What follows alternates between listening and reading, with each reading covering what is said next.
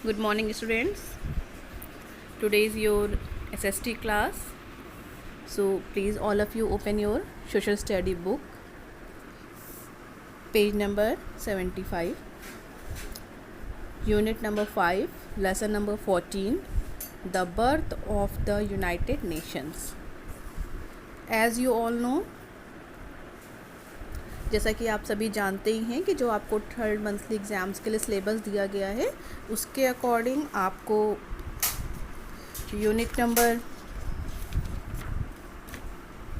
3 and 5 आपको prepare करना था। यूनिट 3 हमारी कंप्लीट हो चुकी है और अब हम यूनिट नंबर 5 को स्टार्ट करने जा रहे हैं। तो जिसका फर्स्ट चैप्टर है the birth of the United nation. ये पूरी जो यूनिट है वो यूनाइटेड नेशंस के ऊपर है और इसका chapter 14 birth of the United nation है। In this chapter, we will learn about the need of the United Nations, the UN Charter, principles, etc. तो यूनाइटेड नेशन क्या है, इसके बारे में आप पढ़ेंगे। आपने बहुत बार नाम सुना होगा यूनाइटेड नेशन, लेकिन ये है क्या। तो स्टार्ट करते हैं अपना lesson. The United Nations is an organization of nations that works for world peace and security and the welfare of people all over the world. United nation एक ऑर्गेनाइजेशन है। दुनिया में जितने भी कंट्रीज़ हैं उन सब कंट्रीज़ का एक ग्रुप है जिसको यूनाइटेड नेशन कहते हैं। और ये ग्रुप क्या काम करता है? ये ग्रुप काम करता है वर्ल्ड पीस के लिए, यानी कि समाज, पूरे विश्व की शांति और सिक्योरिटी के लिए, और जितने भी लोग पूरे विश्व में रहते हैं उन लोगों के वेलफेयर के लिए ये ऑर्गेनाइजेशन काम करता है। It has a membership of 192 countries. इस यूनाइटेड नेशन की मेंबरशिप लेनी होती है और इस समय इसमें 192 कंट्रीज़ इसके मेंबर हैं। It was formed on 24th October 1945 when representatives of 51 countries met in San Francisco Conference in the USA.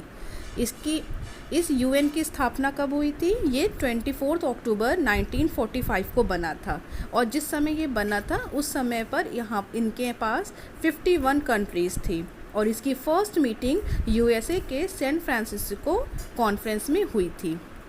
The members adopted the charter which laid down the objectives and functions of the organization. इसी conference में जो 24 October 1945 को इनकी एक conference हुई थी, यानी कि मीटिंग हुई थी, तो उसी मीटिंग में जो इनके 51 कंट्रीज़ थे, मेंबर्स थे, उन्होंने सबने मिलकर इस ऑर्गेनाइजेशन के लिए कुछ ऑब्जेक्टिव्स और फंक्शंस को नोट किया कि क्या क्या इस ऑर्गेनाइजेशन में कौन कौन से काम करने होंगे इस ऑर्गेनाइजेशन को और इसके फंक्शन क्या होंगे। The name united nations was first used by president Franklin Roosevelt of USA in 1942। जो टर्म है यूनाइटेड नेशन, यानी कि जो इस ग्रुप का नाम दिया गया यूनाइटेड नेशन, उसको सबसे पहले 1942 में यूएसए के प्रेसिडेंट फ्रैंकलिन रूजवेल्ट ने दिया था। Next topic is need for the United nation. सब बहुत इंपॉर्टेंट कि नीड क्यों होती है, आखिर इस तरह के ऑर्गेनाइजेशन की आवश्यकता हमको क्यों पड़ी, कि जितने भी वर्ल्ड की कंट्रीज़ थी उन कंट्रीज़ का एक ग्रुप बनाया गया और उस ग्रुप की हमें ज़रूरत क्यों थी, क्यों नीड हुई कि यूनाइटेड नेशन बनाई। तो several factors were responsible for the birth of the United nation. तो यूनाइटेड नेशन बनने के पीछे बहुत सारे रीजन्स थे। First, the industrial progress of the European countries was followed by a search for markets to sell their manufactured products and get secure source of raw materials for their industries. जो उस समय European countries थी वो अपने जो product, उनके पास सबसे पहले इंडस्ट्रियल डेवलपमेंट हुआ तो वहाँ के लोग, जो यूरोप के लोग थे, उनको अपना सामान बेचने के लिए मार्केट की ज़रूरत पड़ी और अपने कच्चे सामान, अपने फैक्ट्रीज़ के लिए कच्चे सामान की ज़रूरत पड़ने लगी। It resulted in colonization and controlled of many Asian African countries by the Europe countries. तो उस समय क्या हुआ कि जो यूरोपियंस थे, यानी कि यूरोप के कंट्री लोग थे, उन्होंने एशिया की और अफ्रीका की, क्योंकि उस समय पे एशिया और अफ्रीका जो थे वो बहुत ही डेवलप कंट्रीज़ नहीं थी, वहाँ पे छोटी छोटी गरीब कंट्रीज़ थी, तो उन कंट्रीज़ पे अपना कंट्रोल करने लगे थे। The people of these countries suffered exploitation at the hand of imperialist power. They started man movement to become independent. और धीरे धीरे क्या हुआ, जब यूरोप के लोग वहाँ पे उन एशिया और अफ्रीकन कंट्री के लोगों पर एक्सप्लॉइट करने लगे, उनका शोषण करने लगे, यानी कि उनसे ज़्यादा काम लेते थे लेकिन मेहनताना नहीं देते थे, उसके अलावा भी और तरह से उनको परेशान करते थे।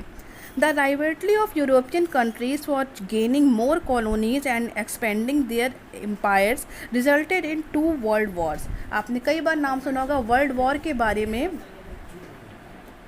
तो उन्हीं वर्ल्ड वॉर का क्या यही रिज़ल्ट निकला। जब धीरे धीरे यूरोप की पावर बढ़ती जा रही थी तो उसी का रिज़ल्ट निकला वर्ल्ड वॉर होने की। आपने कई बार नाम सुना होगा वर्ल्ड वॉर यानी कि विश्व युद्ध। अभी तक 2 बहुत बड़े विश्व युद्ध हुए हैं। पहला 1914 से 1918 तक चला था, यानी कि जो पहला वर्ल्ड वॉर था वो 4 साल चला, 1914 टू 1918। और दूसरा कब तक हुआ, 1939 टू 1945। और दूसरा वर्ल्ड वॉर जो था वो 1939 से 1945 तक चला। These world Wars caused untold miseries to the people of the world and destruction of their lives and property। और कोई भी लड़ाई होती है, कोई भी युद्ध होता है तो क्या होता है, उसमें लाखों हज़ार लोगों की जो बेगुनाह लोग होते हैं उनकी जान और माल का नुकसान होता है। सबसे ज़्यादा नुकसान उन्हीं को होता है जिसको इस सब चीज़ों से कोई मतलब नहीं होता है। The defeated countries suffered huge loss. तो जो कंट्रीज़ थी उनको बहुत ज़्यादा नुकसान हुआ।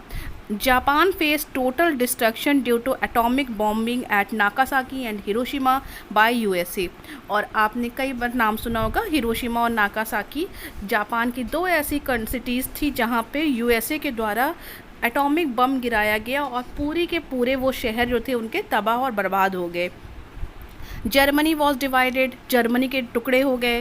Britain, France and Portugal lost many colonies in Asia and Africa. और एशिया और अफ्रीका कॉन्टिनेंट से ब्रिटेन, फ्रांस और पुर्तगाल जो थे उनकी बहुत सारी कॉलोनीज़ का लॉस हो गया। After the first world war some European countries and USA had set up the league of nation in 1999। जब फर्स्ट वर्ल्ड वॉर ख़त्म हुआ, फर्स्ट वर्ल्ड वॉर कब हुआ था, 1914 से 1918 तक। जब फर्स्ट वर्ल्ड वॉर ख़त्म हो गया तो उसके बाद कई यूरोपियन कंट्रीज़ और यूएसए ने इसके बारे में सोचा और एक लीग ऑफ नेशन 1999 में एक लीग ऑफ नेशन की स्थापना करी। This organisation aimed to bring peace to the world. और उस ऑर्गेनाइजेशन का काम था कि वो विश्व में शांति बनाए रखेगी। But it fail to achieve its objective, so in 1942 the league of nation was disbanded. लेकिन जो लीग ऑफ नेशन बनाई गई वो अपना काम ठीक से कर नहीं पाई और इसलिए 1942 में उस लीग को डिस्ट्रॉय कर दिया गया। It was decided to set up a new organization called the United Nation Organization in its place। और उसके बाद एक नई ऑर्गेनाइजेशन का निर्माण किया गया जिसका नाम यूनाइटेड नेशन ऑर्गेनाइजेशंस रखा गया। The original declaration creating the UNO was signed bye 26 countries who were allied in the war. तो सबसे पहले जो यूएनओ बना था, यूनाइटेड नेशन ऑर्गेनाइजेशन, उस समय पे उसमें 26 कंट्रीज़ थी। The next topic is the UN charter, यानी कि the UN charter was signed by 50 members on 24 October 1945।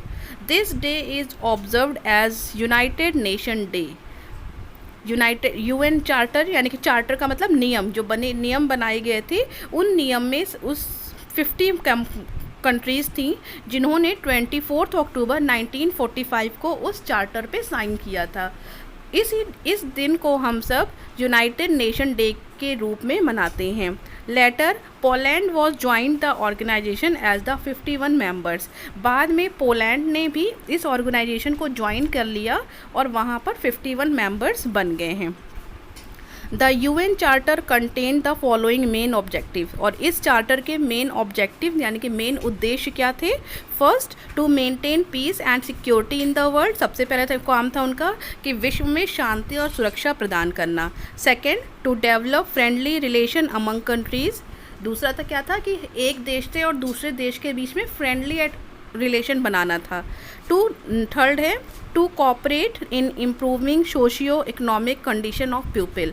Third था कि जितने भी कंट्रीज़ हैं उन कंट्रीज़ में रहने वाले लोगों की सोशल और इकोनॉमिक कंडीशन को इम्प्रूव करना। फोर्थ था to promotes respect for human rights, equality of all peoples and support freedom of all people. और फोर्थ इनका जो ऑब्जेक्टिव था वो था कि जितने भी लोग हैं उनके ह्यूमन राइट्स के यानी कि मानव अधिकारों के बारे में, उनकी इक्वालिटी के बारे में और उनकी फ्रीडम के बारे में उनको सपोर्ट करना। Next is principle to achieve the above objective the United Nations has set up the following principles which all members should follow। इन्होंने इसके लिए कुछ नियम बनाए जिसको सभी कंट्रीज़ को जितने भी मेंबर्स थे उनको फॉलो करना ज़रूरी था। First, all member countries should respect the sovereignty and rights of other countries. सबसे पहले क्या था कि सभी कंट्रीज़ को एक दूसरे के साथ भाईचारे के काम किस और रिस्पेक्ट करनी थी और भाईचारे के साथ रहना था। Second, all members should settle their dispute by peaceful means. अगर किसी कंट्री या के बीच में कोई डिस्प्यूट हो जाता है, कोई झगड़ा हो जाता है, तो आप उसको शांतिपूर्वक सॉल्व करेंगे, ये नहीं कि आप वर्ल्ड वॉर कर दें।